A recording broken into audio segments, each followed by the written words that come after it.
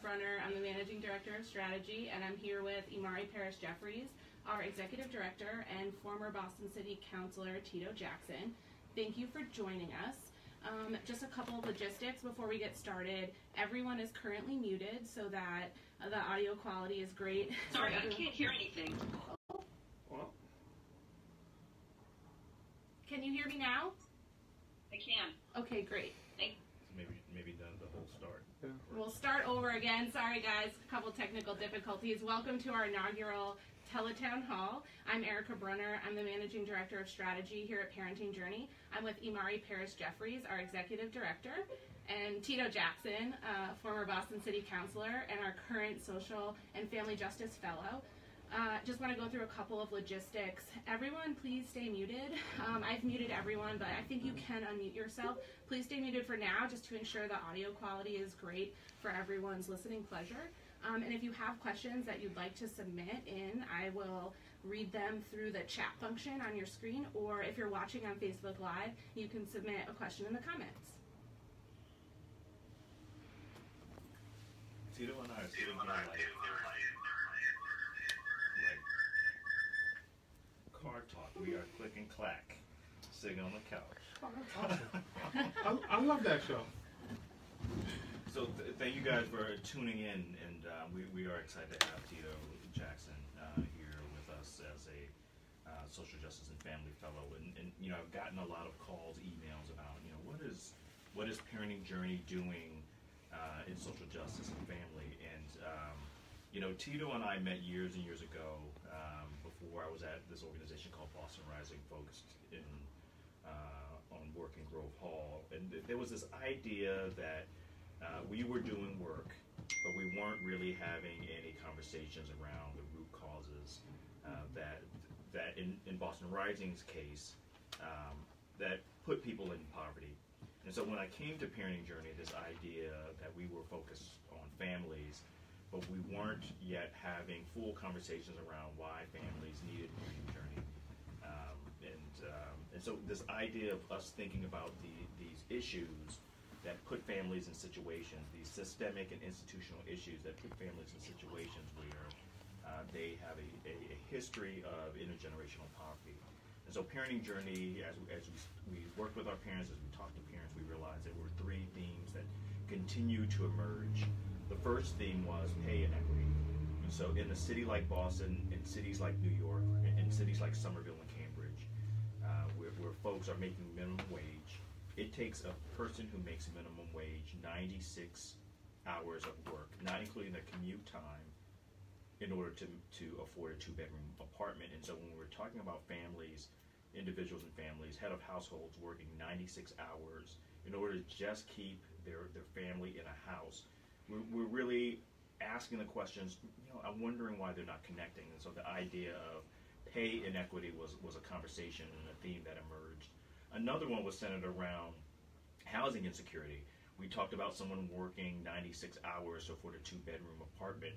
The idea of not being able to be stable in a home as the basis for a family to create unity was one of the challenges that we realized that impacted families that we were working with, and families from other organizations in my experience, and Tito's as well. And the last thing is paid maternity and paternity leave. We realized that when families are not able to create bonding relationships with their young children, and when family members are not able to take paid time away to take care of their aging parents or family members, there is a disconnect in the way that we support families. And so this idea of families, there being systemic and institutional barriers that support families, and when families are not able to connect with each other, they're not able to connect with their neighbors. And when they're not able to connect with their neighbors, they don't connect and engage in their community. And when people don't engage and connect with their community, they don't vote. And so there's a direct correlation between poverty, social capital, and families being connected and engaged together. So this is where the idea originated for us. Parenting Journey, a 35-year-old organization, started in Somerville, Cambridge area, really having to double down on policy as well as direct service, and we're happy to have Tito Jackson here to be our first family and social justice fellow. I guess I'm clack. So, um, I'm really, really happy and excited to be here. So when Imari and I talked, and he said the aforementioned framing around what Parenting Journey does, there was, to me, an immediate synergy in terms of the work that I have been doing as a city councilor. So a little bit about the district that I served, 72,000 people, Roxbury, Dorchester, part of Fenway, part of South End, part of Mission Hill, and a little tip of Back Bay. Some of, just in my district alone, some of the most profound disparities exist. And one of them is the distance, physical, literal distance between people economically. So in 2015, the Boston Federal Reserve Bank came out with a study that's called The Color of Wealth. You should check it out. These are not my numbers. This is the Boston Federal Reserve Bank. And I assume people who actually print money know a little bit about the money, right? So yeah, they should know a little bit about that, right? And so what they noted is there is a huge disparity in Boston around how much families make based on race. So black families versus white families. So white families have a median net worth, and net worth is calculated by the stuff you own minus the stuff you owe, right? So and you draw a line and whatever you have at the bottom, right? So white families have a median net worth of $247,500. The median net worth of an African American family in Boston is $8. I'll wait. Yeah, $8. And when we look at a Puerto Rican family, it's about $3,000. You look at a Dominican family, you're talking about $0. And if you look at Caribbean-born families, it's about $12,000. So when we look at Boston, we say we're doing great. When we look at Cambridge, Somerville, we say we're doing great. These disparities amongst the we are very profound. In my own district, from Back Bay to Roxbury, there is a 33-year difference in life expectancy from one end to the other. So if you're in Back Bay, if you're at the mall, at the Barnes & Noble bookstore, and you go to Dudley Square to the bookstore, you are literally standing a mile and a half, 2 miles away, but literally a world away relative to people's actual life expectancy. So that life expectancy breakdown is 91.9 if you live in Back Bay. If you live in Roxbury, it's 58.9. So that life expectancy is lower than the life expectancy of Cambodia and Iraq. That's in Boston, right? And so that's on an individual level, and then we multiply that by the work that Parenting Journey has been doing, and it affects families, and then it affects the generational outcomes in families. This also touches on education and schools. And this issue of being able to advocate, and the thing I like about Parenting Journey is that if you teach parents how to advocate for their children, invariably they're going to be able to advocate for themselves. Right. And what we found in BPS is when I first started as chair in 2014 of education, there were 1,500 homeless students. By the time that I left in January of this year, there's over 4,000 students in the Boston Public Schools that are homeless. So BPS is trending towards nearly 10% of the students that are homeless. So when we think about a persistent and real opportunity and achievement gap, how do you do homework when you don't have a home? Right, and this is why we've got to have a real conversation about working with families, supporting families, social, emotional, and mental health, without actually addressing the root causes of why this family's homeless. It doesn't make any sense. So you really can't say, well, let's just work on their mental health, but say, why are they homeless, right? And so, like, we have to tackle and answer that question. And I think this is the pivot that Parenting Journey is making in our policy perspective, is that these are real conversations that impact families every day. I'm glad that you're here to help us think about this work and think about a role like Parenting Journey, an organization like Parenting Journey, and our role in the community, in a more robust way. Yeah, and I think, the issues around policy are critical. So when we think about this issue of, as you brought up, how much do you make? So when we talk about affordable housing, right, there's a couple of levers there. So there's how much does housing cost? That's one lever. But the other piece is, how much do you make? And as you noted, if you're spending over 90 hours of your week away from your family, away from your children, to just earn enough to pay your rent, not food, but just pay your rent for the next month, then we need to be speaking about how do we get a $15 an hour minimum wage in the state of Massachusetts, and if we can't do it at the state, how do we do it in the cities in which Parenting Journey actually is working in? And we got to have real conversations, because we can't then take that parent who is struggling and is unable to show up and is about to be evicted, and then say, you need a budgeting class. Why are we It's all about financial literacy. Right, and so... No, it's not enough money. If you're making $11 an hour, feeding your family of 3 and paying your rent, and we're not having that conversation. We're actually not having that conversation. Yeah. It is an economic conversation. It isn't a responsibility conversation, and it isn't an irresponsibility conversation. It is fundamentally an economic conversation, and we're not having that. And so we fundamentally, when we say, you need a finance class because your rent is not on time, and we're really not addressing the reasons why the rent is not on time, what we're saying is, because you are poor or working class, you are not smart enough to handle your business. Yeah. And so that means we fundamentally are not acknowledging these institutional systems that get into families' way, that prevent families from thriving. And so that is the challenge in our sector, in the nonprofit sector in general.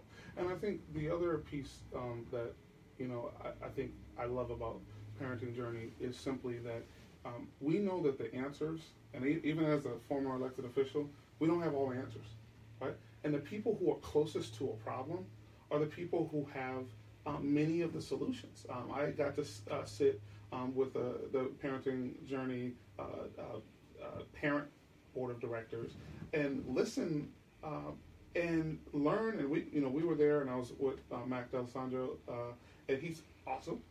Did I say his name, last name right? Okay, I just want to make sure. But we learned a bunch of components around how the EMT system is reacting to calls based on whether or not you say someone is overdosing or not. That was something that came out of this meeting, and as a former policymaker, noting that the response time based on the language that you use has something to do with the actually healthcare outcomes on that. Had I not spoken to an individual who had an incident, we would not have known those issues. Issues around courier reform, those individuals who have made a mistake, right? So we live in an amazing country. People make mistakes. I like to say everybody is an ex-offender. Some people just didn't get caught, and which is real. Right. And folks have made mistakes. The question is, what are we doing from a policy perspective to reintegrate people back into the community, giving them opportunities around housing, giving them opportunities around economic development and workforce training and development.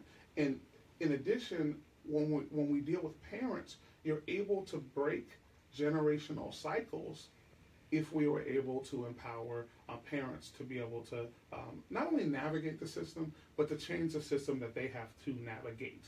And that, from a policy perspective, is critical. And I look forward in working to build that policy agenda here, looking forward to build more individuals who are going to be advocating for themselves as well as their families, because this is also about stories. As much as I like data, stats, and all that other stuff, but this is about stories and narratives and how we change those narratives based on changing the reality. And I like to say, when it comes to public policy, all of that is written in a budget.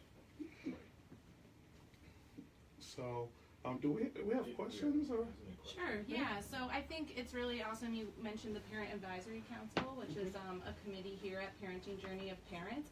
I think folks would also like some other specifics about how Parenting Journey is engaging in policy and what that might look like, and if folks on the line could participate in any of those efforts. Yeah, I think absolutely. I think we were involved in the Raise Up Massachusetts Coalition, so we were directly involved in action to raise the minimum wage to $15 an hour. We got to start having honest conversations about what it takes to live in Massachusetts, what it takes to live in New York, the two areas that we are in, and create and raise a thriving family. And so that's one way that we've been engaged. I think the other way that we've been engaged is just through legislative education and having policymakers and elected officials here at Parenting Journey to talk directly with families. Again, this idea that if you're poor, if you're living in poverty, or if you are part of this or part of programs, that you don't actually have the expertise, I think is a wrong assumption, right?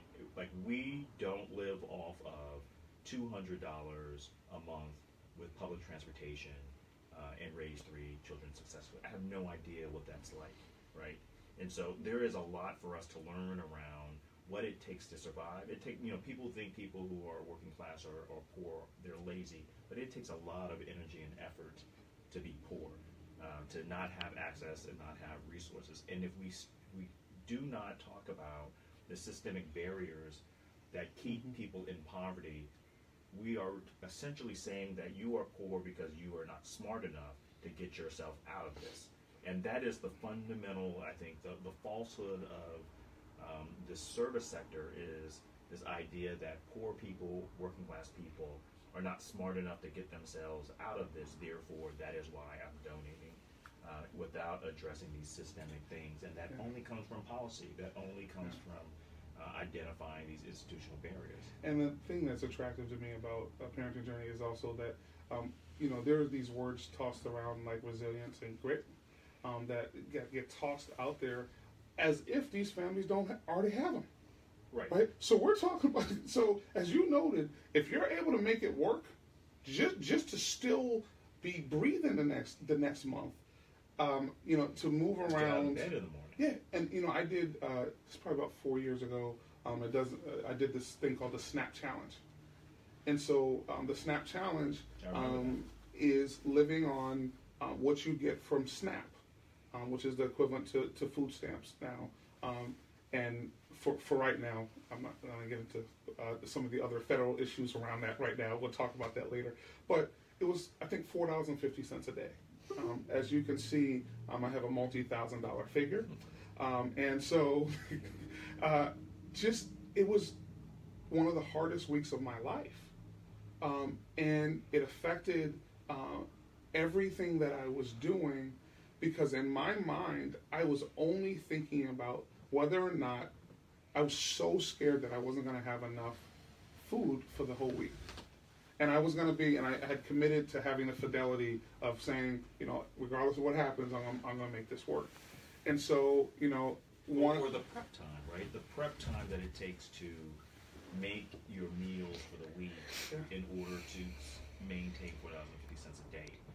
Like who has those extra hours? And so if you're raising kids and you're trying to put that time, there is no sneaking a bag of 50-cent chips, because there is no 50 cents to sneak. And you can't do it. Or drinks after work, any of those things. So I think the other component here is, again, really using the strength of the individuals who are coming to us, learning from them, and then empowering them to tell their own story, and then also to see any barriers to success from a policy perspective. It is critical that we work with our elected officials, our appointed officials, and those in government to build structures and implement policy that has the outcomes that we actually need, want, and these communities desire. So Karsten and Matthew are on the call, and they said, "Good afternoon, brothers. It's great to see you. I've heard several times we need to start having conversations. Who is the we, and where is the most effective way to have a conversation so that it actually makes an impact on creating a healthy environment? The conversation thus far has been very broad. Can either Imari or Tito be more specific?" Thank you, Karsten. So Karsten is, I need to self-identify. He was my camp counselor back in the day when I was skinny. So, and I know you know Karsten. Oh, he just sent you a smiley. Okay. No, so I think to me it starts based on from a family perspective. These specifically what this organization is doing is giving people the power as well as resources to have these conversations. One within their family about how things can go. But I think an example of one of the things that I've done is in the I started an organization called Reclaim Roxbury. And that organization was really about the planning and development of Roxbury. And so instead of having only policymakers or those people who are planners or in economic development space or simply developers, what we were able to do, and it's currently going on now, is that we are on a monthly basis meeting to determine what we as individuals in the neighborhoods, in the communities, for me, as someone who's grown up there, to determine how we want our neighborhood to be. Meaning from what type of, we talk about affordable housing. First off, we don't ever define the word affordable, right? Now, affordable, that is a really interesting word. And for some people, that in the AMI, and that's the area median income, in Boston, Cambridge, Somerville, that might mean up to $120,000. Well, I'll tell you right now, 50% of people in Boston make $35,000 or less.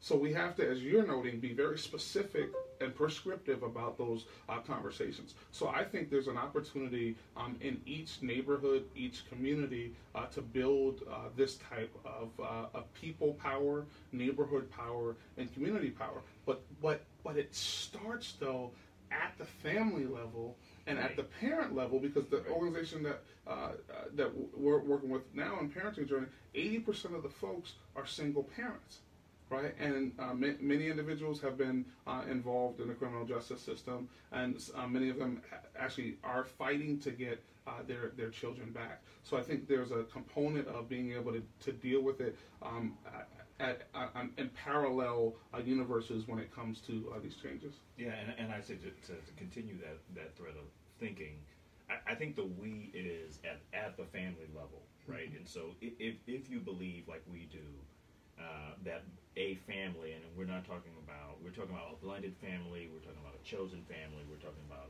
a family where the head of household might be grandparents or aunts and uncles. A family is a place that you learn how to interact intergenerationally, right? Older adults, children. It is a place that you learn how to engage with folks of the opposite sex. If you have siblings or a mom or dad, so gender-wise, it's the place that you learn. It is the place where you learn how to fight. It's the place that you learn how to make up with people. It is the place that you learn how to have conversations, to make small talk, to break bread, to brush your teeth. It is a system that trains us for life. And so I think the we is, how do we as folks who are parents, and I don't mean biological parents, I mean many of us are uncles or mentors to other people. How do we create circles where we are engaging young people or older adults in an intergenerational way, right? Because if we can't connect with each other, people who we love, then we can't connect with our neighbors. And if we can't build trusting relationships with our neighbors, then we don't build trusting relationships with our community, and we don't advocate for our communities in a united way, and then we don't vote. And so, and I think the previous elections show that we don't get out and vote. And why don't we fundamentally get out and vote for issues about our neighborhood? And I think it starts with these institutional barriers that get in the way of families building these meaningful connections. And so I think we can start by finding the folks that you mentor, finding folks that you are aunt or uncle of, finding the folks that you're the big sister or little sister of, and really starting there with trying to build meaningful relationships. And it sounds small, but that is fundamentally the unit of change. It is where we learn how to do everything in life. Yeah, definitely. I also think, and you also broadly define the word family, and I think that's a critical component. And that definition needs to stay open in that way because we serve in many neighborhoods and communities as there's some folks who I just learned weren't really my cousins. because that's how it is. We just had that relationship, and our moms helped each other. And so what ended up happening is that relationship meant, hey, I got someone help my mom out when children needed to be watched. That help occurred around food. So there was a great deal of strength in that. That also, to your point around housing earlier, is so critical, because when you remove people from their support groups, that's right. It's not only your apartment that you lose. You could lose your child care. You could lose your job. You could lose your emergency child care. All of those things, you could lose opportunities around transportation. So I think that component is another piece that we need to think about as we have these conversations about housing stabilization, affordable housing, and stability. I think it's great that Imari brought up sort of the family relationship piece, because that's exactly what we do here at Parenting Journey. And so could you just explain for folks kind of that connection between the programmatic work that happens here and building these healthy and strong relationships within your family to create that unit you just described? The program is pretty universal. It is not for a specific group. It's not for working class or people in poverty, although we leverage that work, right? And so if you are thinking about, and you guys remember, if you ever seen this chart, Maslow's theory of need, if you're thinking about food, shelter, and clothing, you cannot think about and cannot sustain a state of self-actualization. And when we talk about self-actualization, and that's when you're thinking about your life, the world, etc. And so Parenting Journey builds some time. We build 2 hours a week in the lives of family, so they have a level of peace of mind in a community setting with other parents, and they build trusting relationships to help them self-actualize, right? And so it's 2 hours a week, it's 12-week sessions. We focus on parents in general. We work specifically with undocumented or parents who are immigrants. So this idea of working or being a parent from another country and trying to raise an American kid, right? And so you're from another country, you're from Guatemala, and your daughter wants to stay out till 10 o'clock to go to the school dance, but that might not be in your custom. And so what does that mean, right? Or the fact that you might be undocumented and you are scared to death. And what is it like to walk out of the house and be in fear of your family being torn apart? And so we have a program called Parenting in America that really helps build those bonds, not just with individual families, but with other cohorts of families. We also work with families in recovery. So we know that when there's someone in your family that's in recovery, the whole family is in recovery. It's not just one individual. It's the entire family. And so it's a program that helps folks who mostly are recently sober connect with how they can become better parents as they are dealing with recovery, or folks who have parents in recovery and how they can be a better support for their loved ones. And so that is another one of our programs that we host. And to be honest, they are very specific in the fact that they work with different groups, families in recovery, families who are immigrants, or families in general. But they're really doorways to have conversations with people. They're really doorways for families to build connecting, meaningful relationships. It is us blocking and tackling and providing that space for families who don't often get that space to be in fellowship with other folks raising kids in these tough times. And I think our job as an organization is to then pivot while we're doing that work and address policy, right? Address the things that prevented families and that led some of the families to be in recovery and to be here and be afraid, right? And so those are the policies that we have to address as an agency. And I think with Tito here as our first social justice and family fellow, I think he's lending a wealth of experience, talent, knowledge, know-how to that sector, to that work, as well as practical experience. Tito and I work together in Grove Hall, and so there's a level of authentic experience of working with families and being a part of families. I think everybody who works at Parenting Journey, as everyone who's logged on, either you are a parent or have been parenting, whether good, bad, or indifferent, you fit in one of those two categories. And so there's a level of authenticity when you are a parent or you have been parenting when we're having conversations about raising families in this city and region?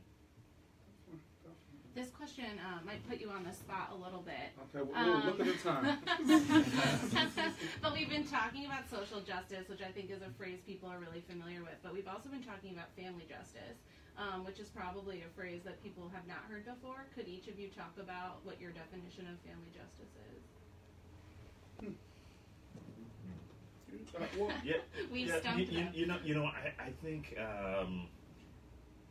I think families need different things. Not all families need the exact same thing, right? And when we talk about, and you've seen the cartoon meme about equality and equity. That is one of the ways that when we talk about family justice, what we mean, right? It's like, how do we have every family in the Commonwealth and in the country for that fact have what they need to prosper in the way that they define what prosperity is. And so and so that's what we talk about family justice. It is giving families what they need to be successful and to prosper.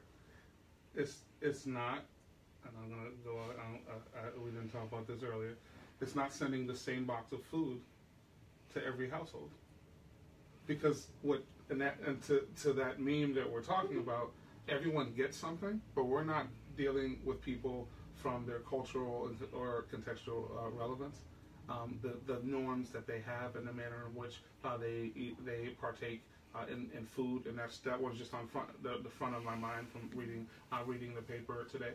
I also think this also means that we're speaking about career reform and making sure that parents who have some type of quote unquote record that they are given opportunities around housing, because if you don't have housing, you can't get your child, right? So, and if you are involved in the state DCF system, there's no opportunity for you to actually have custody of your child if we don't have that Maslow hierarchy needs lower level components around housing. I think that's a critical component. I think help and wraparound services around, as you noted earlier, social emotional needs, because mental health, poverty's hard.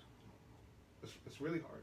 And I also think breaking down many of these barriers relative to race and ethnic background, and how that connects with our perceptions of mental health issues. And I'm just to be real, there are many folks who, instead of having a willingness to go and get professional help, oftentimes go to either churches or other family members. So I think there's a component of justice that we have to talk about by having the supportive resources needed to help individuals as well as families have the supports that they need for, I think, culturally competent and contextually relevant services around mental health. Because I think that competence piece is a really important component, because many people are already on their heels about it, and then if it knocks over something relative to one of your cultural norms, it just actually really undercuts the objective that we have in helping people with these issues. Right, because if we had a pipe burst at 2 o'clock in the morning and we were expected to do a 9 o'clock presentation, there's a certain level of a pass that you get as a working professional. Oh, my pipe's busted. I'm coming in, I'm tired. Like, oh, I'm sorry to hear that. Come on in. Imagine the metaphorical pipe bursting, right? It is living in poverty, right? And so you are constantly in a state of stress and anxiety trying to function in the world, right?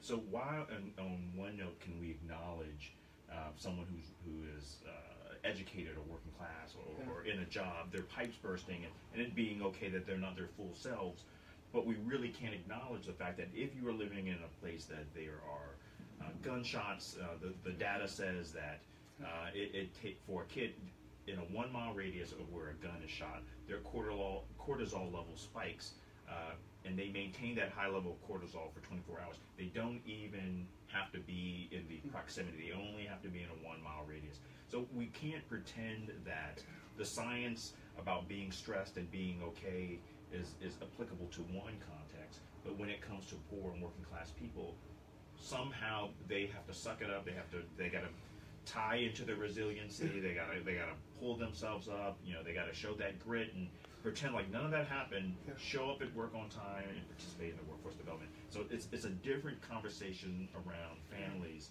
that we're having, and it's us having honest conversations about systemic and institutional barriers, right? We got to start having those, and we invite other nonprofits to have the same conversations. Why are these young people not succeeding in school?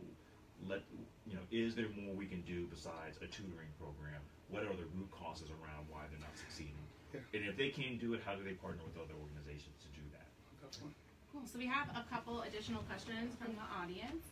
So Catherine says she just completed the PJ facilitator training in New York. So thank you. Thank you, Catherine, and congrats. She wants to know if PJ as an organization wants to assist poor parents in becoming more politically active. Is that one purpose of the Social Justice Fellowship? Well, I absolutely believe that to be the case. And we just this morning in our meeting, we really spoke about rolling on a voter registration, education, but also mobilization drive. So it's one thing, obviously, to register people to vote. But to help people understand the significance and issue-based, not only the people who are there. And what I like to tell people is, you know what, if you don't like anybody there, write yourself in. Right, Mickey Mouse in, Santa Claus, whoever, right? But when it comes down to it, you need to participate, because understand, as elected officials, one of the things, we don't know who you voted for, but we do know whether or not you vote. And so if there's neighborhoods and communities that call into, say, City Hall, we do have an understanding of who votes in what parts of the city. So for me, I'm going to help everybody, right? That's my mentality.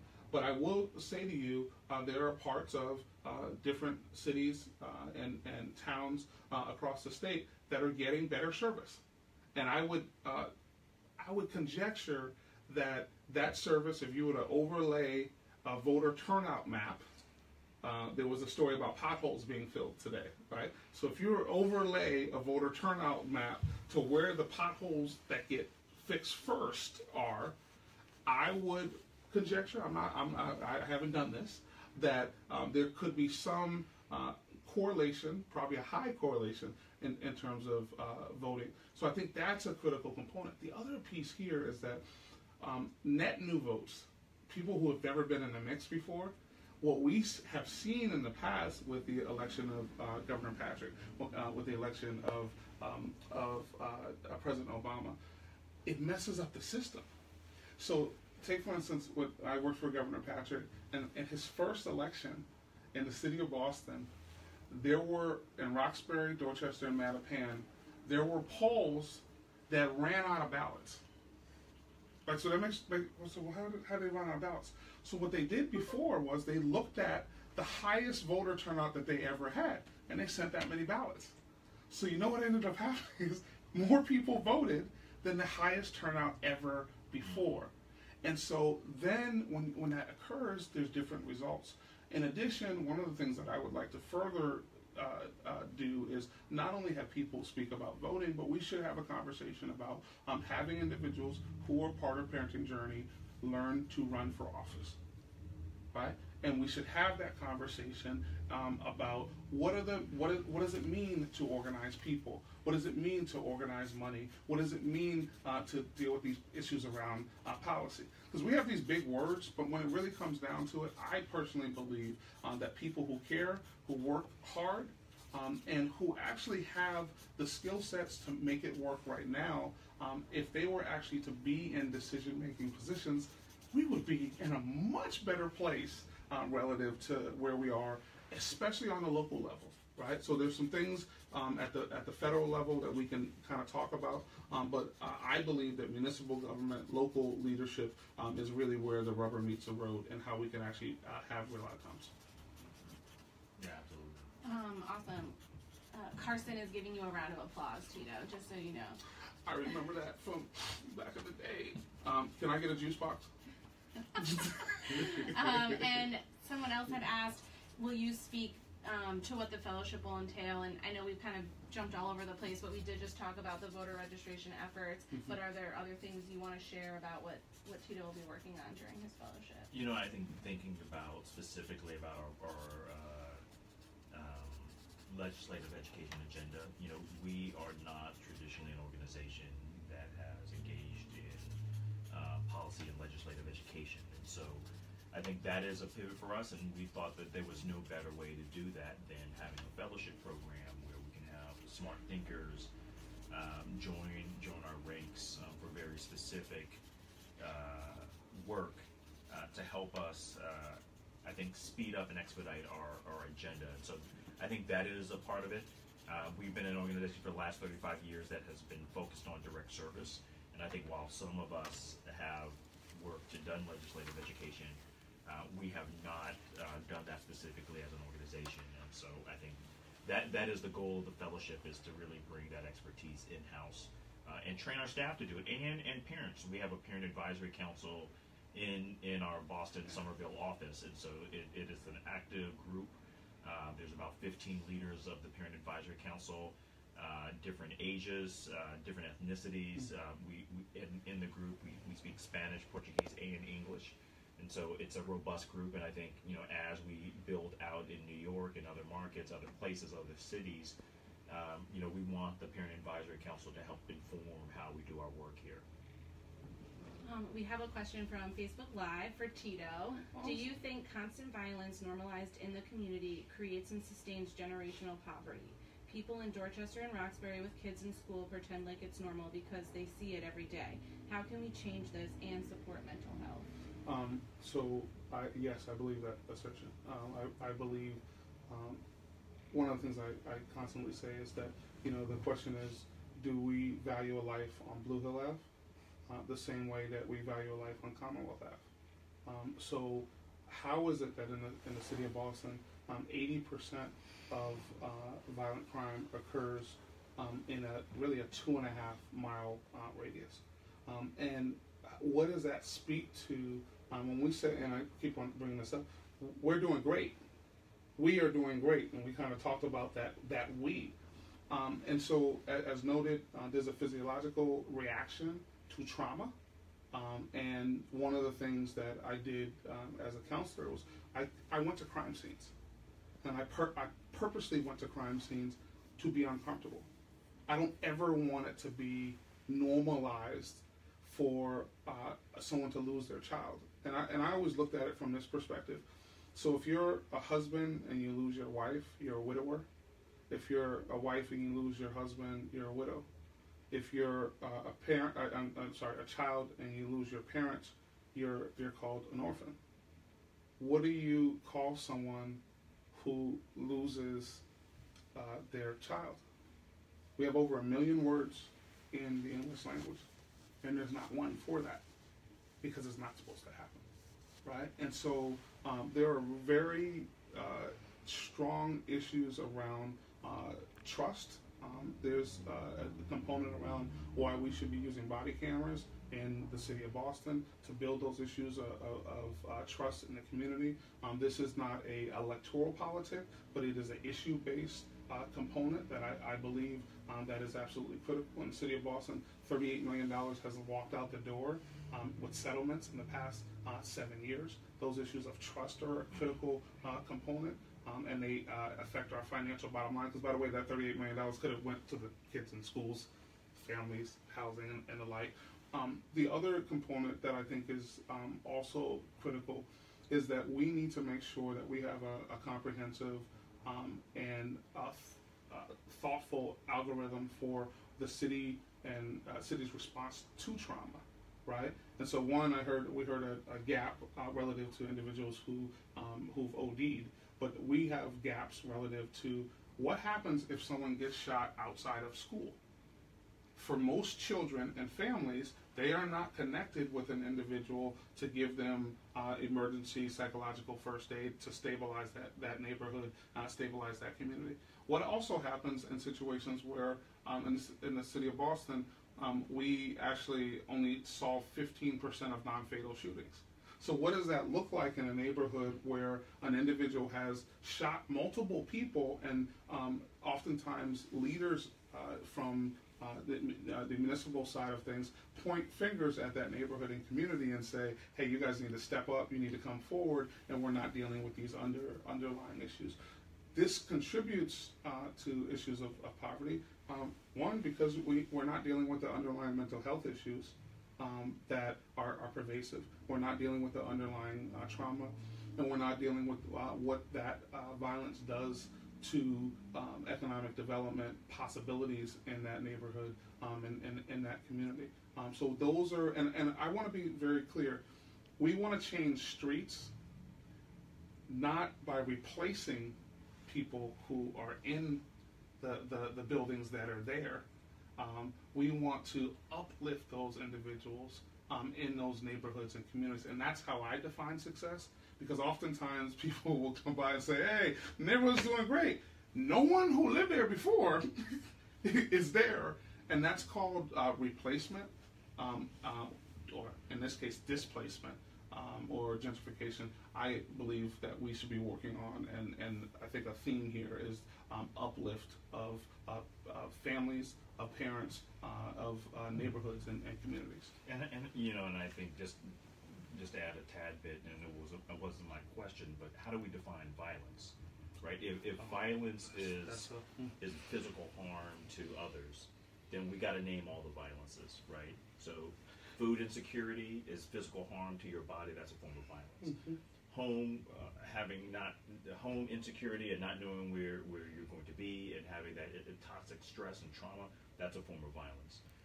It is not the news article violence, not only the news article violence that we see. Going to a school where there is no heating or air conditioning, and you're sweating and your body is in trauma while you're trying to learn, that's a form of violence.